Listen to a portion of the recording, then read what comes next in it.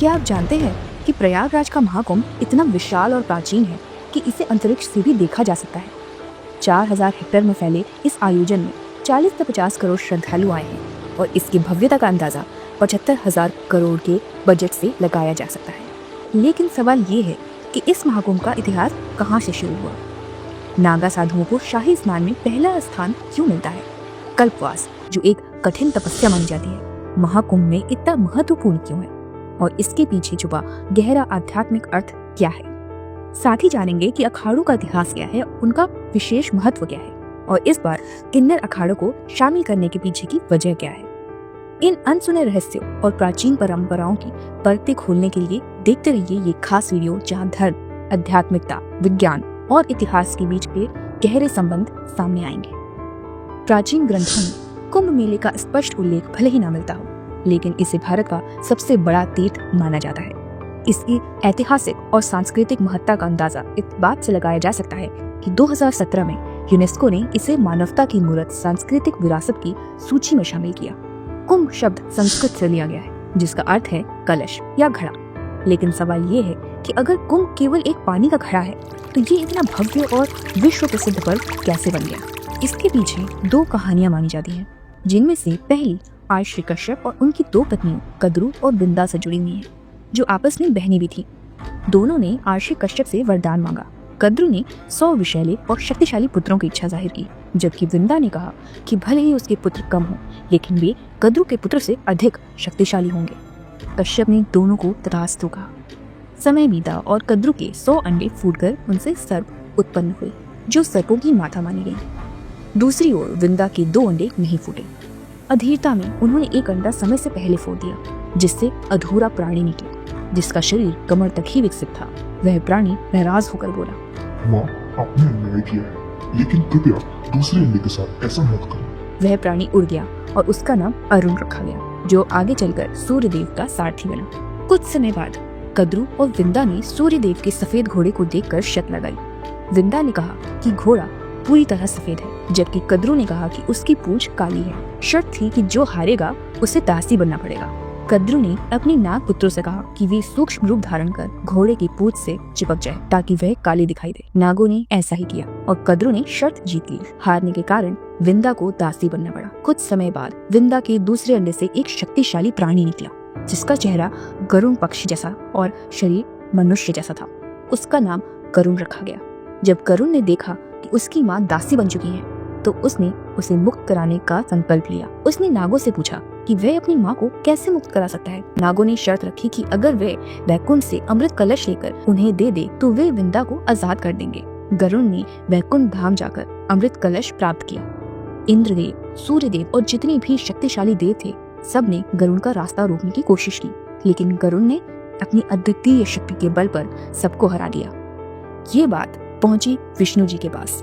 जब देव भागते हुए उनके पास गए और बोले कि अनर्थ हो जाएगा अगर ये अमृत कलश गलत हाथों में चला गया। पता नहीं कहां से एक बहुत ही शक्तिशाली प्राणी आया, जिसका चेहरा पक्षियों के जैसा है, शरीर इंसानों के जैसा है और साथ में है पंख जो उड़ता है, जो हम सब लोगों से ज्यादा शक्तिशाली है। रोकिए उसे। तब विष्णु जी युद्ध में उतरे और गरुड़ और विष्णु जी के बीच में युद्ध हुआ। इस पूरे युद्ध के बीच में विष्णु जी को ये समझ में आया कि गरुड़ के हाथ में अमृत कलश है, लेकिन गरुड़ उसे कलश से अमृत ग्रहण नहीं कर रहे। तो फिर विष्णु जी ने उससे पूछा कि ये क्यों चुरा रहे हो, इसे लेकर कहाँ जाने की कोशिश कर रहे हो, और जब अमृत कलश खुद तुम्हारे हाथ में है तो उसको ग्रहण क्यों नहीं कर लेते। तब गरुड़ ने पूरी व्यथा बताई कि वह अपनी माँ को मुक्त कराने के लिए ले जाना चाहते हैं। विष्णु जी ने कहा, ठीक है, मैं एक शर्त पर तुम्हें ये अमृत कलश ले जाने दूंगा। वो शर्त ये थी कि अगर मैं तुम्हें अमृत कलश ले जाने देता हूँ, तो अमृत कलश को शरीर पर पहुँचाने के बाद तुम हमेशा के लिए मेरे वाहन बन जाओगे, मेरे साथ रहोगे। गरुड़ ने इस शर्त को मान लिया। जैसे ही गरुड़ उस अमृत कलश को ले जाकर जमीन पर रखे, विष्णु जी ने मायावी शक्तियों से उस कलश को वहाँ से गायब कर दिया। लेकिन क्योंकि वह अमृत कलश गरुड़ ले जा चुके थे सारे सर्प और उनकी माँ कद्रू के सामने, तो उनका प्रण पूरा हो चुका था, जिसके कारण उनकी माँ वृंदा को दासी से मुक्त कर दिया गया। दासी से वृंदा मुक्त हुई, लेकिन कलश और अमृत इन सबको नहीं मिल पाया। ये है पहली कहानी अमृत कलश की, क्योंकि ये माना जाता है कि जब विष्णु और गरुड़ जी के बीच में युद्ध हो रहा था, तो उस कलश से अमृत की कुछ बूंदें पृथ्वी पर गिरी और माना जाता है कि वह 4 जगह जहाँ अमृत की वो बूंदें गिरी, वही वो 4 जगह थी जहाँ महाकुंभ होता है: उज्जैन, हरिद्वार, नासिक और प्रयागराज। दूसरी कहानी विष्णु पुराण में दर्ज है, जिसके अनुसार एक बार ऋषि दुर्वासा ने एक दिव्य माला बनाई और इसे देवराज इंद्र को भेंट किया, लेकिन इंद्र ने अहंकार में उस माला को अपने ऐरावत हाथी के मस्तक पर रख दिया। ऐरावत ने वो माला जमीन पर गिरा दी और पैरों से कुचल दी। इस अपमान से रुष्ट होकर ऋषि दुर्वासा ने इंद्रदेव को श्राप दिया कि उनका वैभव हमेशा के लिए नष्ट हो जाएगा और देवता अपनी सारी शक्तियां खो देंगे। इस श्राप के कारण देवता कमजोर हो गए और असुरों से पराजित होने लगे। अपनी शक्तियां और वैभव वापस पाने के लिए ब्रह्मा जी ने देवताओं को समुद्र मंथन करने का सुझाव दिया। इससे अमृत प्राप्त होगा, जिसे पीकर वे अमर हो जाएंगे। देवताओं ने असुरों के राजा बलि से समुद्र मंथन में मदद करने का अनुरोध किया। असुरों ने ये प्रस्ताव स्वीकार कर लिया। मंथन के लिए वासुकी नाग को रस्सी और मंदारचल पर्वत को मथानी बनाया गया। सावन के महीने में समुद्र मंथन शुरू हुआ। मंथन के दौरान 14 दिव्य रत्न निकले, जिनमें से सबसे पहले निकला हलाहल विष। ये विष इतना भयानक था कि देवता और असुर इसे सहन नहीं कर सके। तब भगवान शिव ने इसे पी लिया। विष के कारण उनका गला नीला पड़ गया और तभी से उन्हें नीलकंठ कहा जाने लगा। विष के जलन कम करने के लिए देवताओं ने शिव जी पर जल चढ़ाया, इसलिए सावन के महीने में शिव जी का जलाभिषेक किया जाता है। वामन पुराण के अनुसार जैसे ही अमृत की प्राप्ति हुई, देवताओं के गुरु बृहस्पति ने इंद्र के पुत्र जयंत को संकेत दिया कि वह अमृत कुंभ लेकर भाग जाए। दैत्यों ने जयंत का 12 दिन तक पीछा किया, जो कि मनुष्य के लिए 12 वर्षों के बराबर था। इस दौरान हुए संघर्ष में अमृत कुंभ से अमृत की बूंदें त्रिलोक के 12 स्थलों पर गिरी। इनमें से 8 स्थान देवलोक में थे और 4 स्थान पृथ्वी पर। पृथ्वी पर यह स्थान है हरिद्वार, प्रयागराज, उज्जैन और नासिक। और तभी से यहाँ मेले का आयोजन शुरू हो गया। महाकुंभ में स्नान का क्रम बेहद पवित्र और अनुशासित होता है। सबसे पहले नागा साधु शाही स्नान करते हैं, उसके बाद संत समाज और फिर गृहस्थ लोग पवित्र संगम में डुबकी लगाते हैं। नागा साधु भारतीय आध्यात्मिकता और संस्कृति का एक रहस्यमयी और आकर्षक पहलू है। भस्म से ढके उनके नग्न शरीर, लंबी जटाएं, हाथ में कमंडल और त्रिशूल उनकी अनूठी पहचान है। वे अपनी और अपने परिवार की मृत्यु का प्रतीकात्मक पिंडदान, जिसे बिजवान कहा जाता है, स्वयं करते हैं। इनका जीवन बेहद रहस्यमयी है। आम दिनों में ये कहाँ रहते हैं और क्या खाते हैं, ये कोई नहीं जानता, लेकिन महाकुंभ के शाही स्नान में ये साधु मोक्ष प्राप्ति के लिए संगम में डुबकी लगाते हैं। नागा साधु केवल आध्यात्मिकता से जुड़े हुए नहीं है, बल्कि भारतीय संस्कृति और धर्म के रक्षक भी हैं। जब 14वीं से 16वीं सदी के बीच मुगल आक्रमणकारियों ने भारतीय धर्म और संस्कृति पर वार किया, तब नागा साधुओं ने अपनी वीरता दिखाई। ये साधु शस्त्र और शास्त्र दोनों में निपुण थे और धर्म की रक्षा के लिए अपने प्राणों की आहुति देने को सदैव तत्पर रहते थे। 18वीं शताब्दी में जब अहमद शाह अब्दाली ने भारत पर आक्रमण किया और मथुरा, वृंदावन और गोकुल जैसे पवित्र स्थल पर लूटपाट मचाई, तब नागा साधुओं ने साहस और शक्ति का प्रदर्शन किया। उन्होंने अब्दाली की सेना से युद्ध कर गोकुल की रक्षा की। इस वीरता के बाद हिंदू शासकों और नागा साधुओं के बीच एक समझौता हुआ। इस समझौते के तहत धर्म और राष्ट्र की रक्षा का दायित्व नागा साधुओं को सौंपा गया और शाही स्नान की परंपरा शुरू हुई। नागा साधु अपनी सैनिक पंथ के प्रत्येक के रूप में त्रिशूल, तलवार, शंख और चिलम रखते हैं।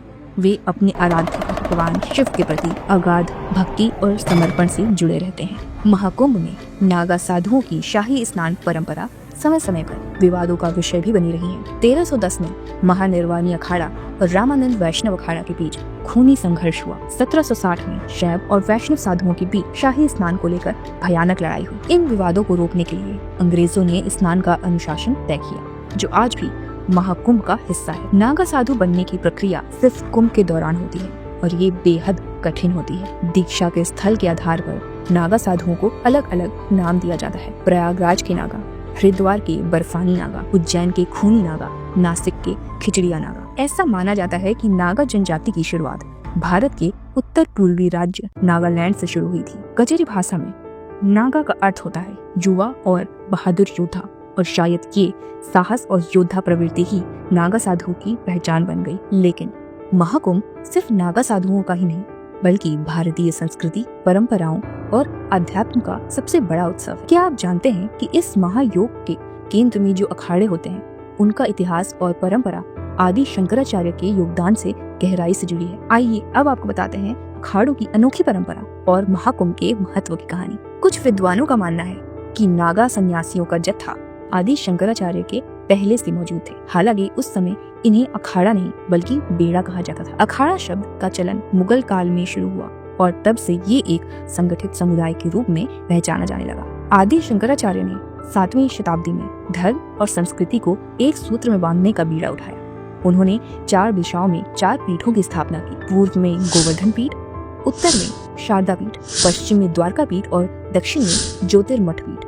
इन पीठों ने भारत की आध्यात्मिक और सांस्कृतिक धारा को जीवित रखा। शंकराचार्य ने अद्वैता वेदांता का संदेश दिया।